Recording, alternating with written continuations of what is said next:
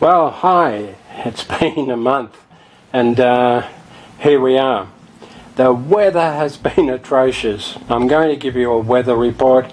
We've had rain and floods and rain and you know, I just every time I go to take the car out, because I can't work on it in the shed, every time I go to take it out it starts raining or whatever. However, we've had a couple of good days, and it's actually quite hot. So the number of things, the fuel tank's coming along. I've got movies coming for that, or videos, and the only thing is that I need to look at my coining. I don't know if you can see that clearly. That's my welding, and I've been practicing whilst, you know, I guess that might be acceptable, but to me I just would like it, the coining to be a bit better than what it is. So I'll take a look, see if you can see that properly. If not, I'll take a picture of it. So but I need to get on with the car as well, and I've put one coil spring on. I'm just about to put the other one on, and I thought I'd walk you through how I did it, which is probably how most of the Healey people do it. And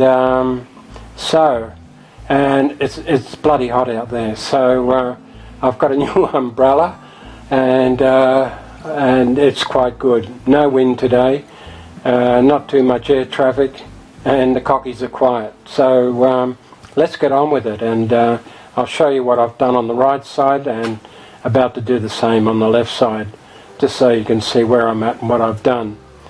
I've got the exhaust system coming from England, so they'd already sent me one, and it was mild steel. I ordered stainless, so I've got to wait another couple of weeks to get my stainless one.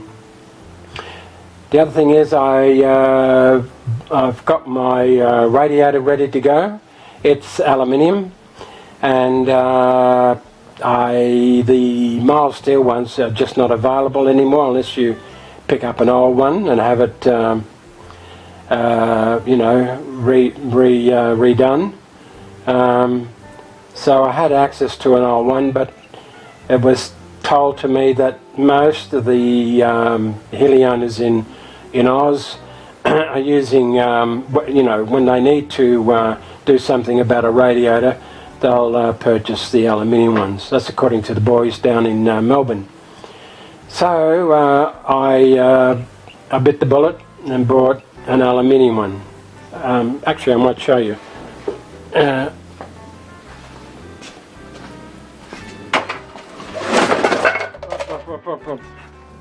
I'll pick that up later. So that's the radiator. It's apparently supposedly quite accurate to the actual, which was important to me that it be as close as possible to you know, original, and I was assured that that is fairly close. So I've got some brackets coming for that, and also it's not black, so I might have to paint this one to turn it. Again, these are all my little pracky runs on coining, welding, you know, connecting and at right angle and so on. So you can see I've been a little bit messy. This is one of my more recent ones that I did, and I'm still not 100% happy with my, we call it coining, which is where you drop coins over the top of each other as you're welding along. Aluminium welds, you don't normally grind those down because you forfeit strength for it. So the idea is to leave that in place as much as you possibly can. Okay, let's take a little walk around, show you what I've done and what we're going to do. So chances are with this one, it's a slow job, it's a couple of hours work, so I think I'll probably end up fast tracking it. Okay, let's take a look. First of all, I have to show you my umbrella. Okay, so that's it there. Okay, so because when I did this one a little earlier, I had to go and change my t-shirt and everything, because it's the sitting in the sun that's, you know, worse than anything. Okay, so this side here, just one other thing, if you have a look here, I've had to cut this support here, fits, you know, for the rotisserie, and I've had to cut a bit of that away because this disc has to come straight up. So that's what I've got to do also on this side. I've got to cut a bit of this away so that I can get, you know, closure on that. So what I'm going to do is put this down for a moment and cut that bit of support away, and so that I can get set up. So once I've set up, I'll put you back on, and you can watch the tedious process of compressing a coil spring in an Austin Healey. Okay, I'll stop there. Oh, before I go, this car was left-hand drive, and I've converted to right-hand drive, okay, for the Australian environment. And if I look at this, you know, that's fairly, the wheel, it's fairly straight on, yeah. And if I take a look at this one, and that's fairly straight on. And then I've got this, is my, I forget the proper name for this brace, the cross member that connects the one side of the steering to the other through the steering box and so on. But if you have a look at mine, and I really didn't do anything other than buy a right-hand drive steering box, and the idler, which is this fellow here, just a new casing for that, but the internals are from the original. And so if I put this fellow on, and let's say I take it right to where the nut is, which is fairly close to the home point, and then we take a look over this side, can you see how much longer it is? And now that's a total mystery to me as to why that should be. And then I go looking at other cars as to where they sit, but you know, there's not much I can do, and I have a feeling these fellas here on the right hand ones, my drive might have been a little bit shorter, you know, same with this this one here might have been a little bit shorter. That's the only thing I can think of now. So the question is, why is my cross, can't think of the name, I'll call it a cross brace, why is the cross brace so much longer? But we're talking easily, you know, 1.5 inches longer. I mean, why is it so? And the other thing is, what can I do about it? So these threads here are pretty standard fine, and it looks like about a 3/4 inch one here. I've got left thread and right thread, so I don't want to hurt those threads. And also 3/4 BSF. If I cut the end off this, the tap might be hard to find, or it might cost me $50. So what I'll do is I'll cut it in the middle, remove 1.5 inches and re-weld it. That to me seems like the easy solution. So interesting problem, isn't it? Okay, if you've got any thoughts on it, I'd appreciate it if you put it down in the comments below. That'd be great. Alright, just put you on hold for the moment.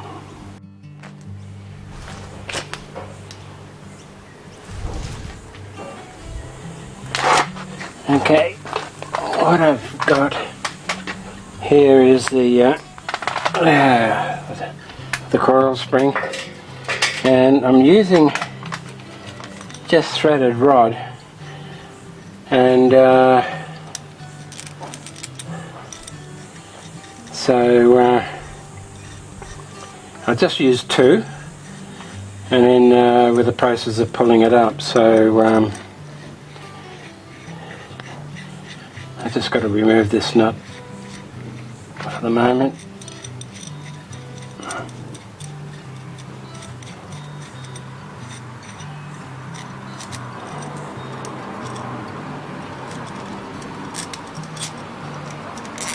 I put it's just store-bought threaded rod. This is 10mm, and you know, just from the local hardware, which goes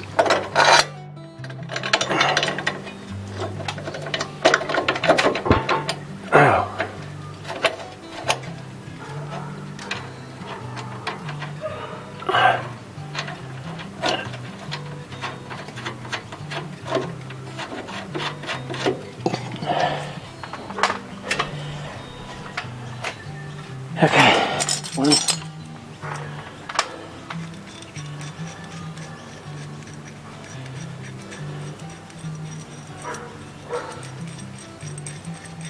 And I put them in diagonally opposite, and as you can see, it's only about 10 inches, 11 inches long. That's for you Yanks.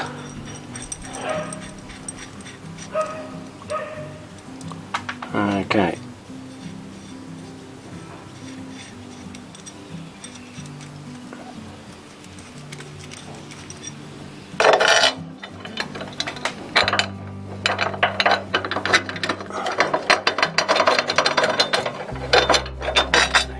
I might have to throw the coil spring in there.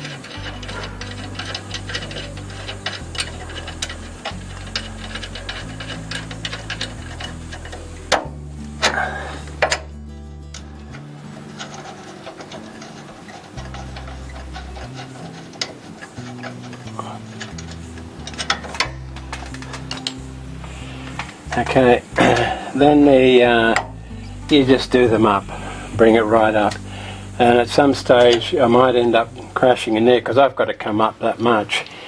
And then this sway brackets that'll get put on last. Okay, so we just get to it.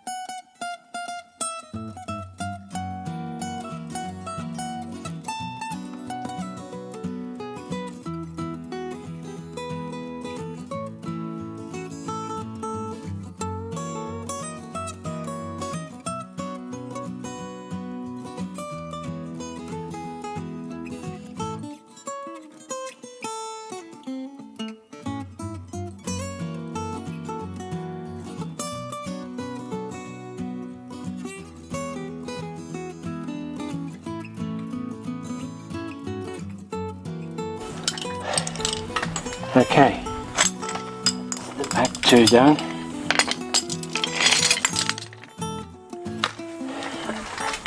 That was one of the holes just wouldn't line up, so I had to give it some gentle persuasion till it sort of gripped the hole, and then grip the hole and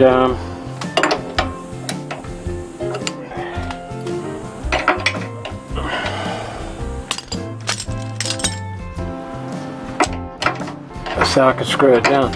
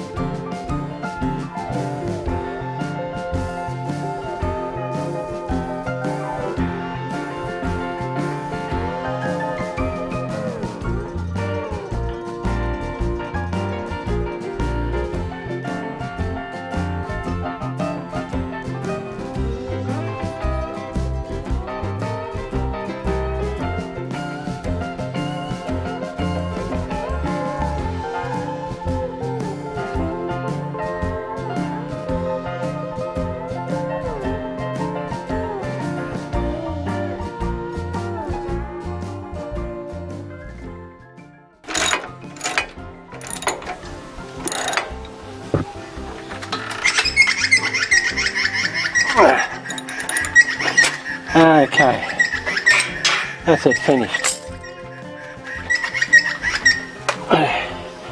Spring compressed, all 4 bolts done up.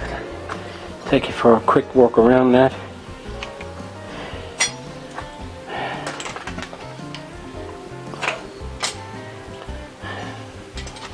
Okay, that's the 2 bolts there, that one and that one. That's the sway bar extension, and on the back side those 2 bolts there. So spring compressed, and that's it. I think that's taken about an hour and a half. A little bit awkward, but as you can see, you can get the. I did buy a store-bought spring compressor, but it actually just compresses the spring, and then but you just can't get in there to do anything with it. So this threaded rod principle is works better than almost anything else, I think, unless you buy the proper tool, which they don't make anymore. Okay, so the final thing now is on this steering is this rod here that connects one side to the other. So I think that's, I'm going to call it quits for today. That's just to do those 2 up, and that has taken about 3-4 hours. So we'll call it quits at that. Thank you.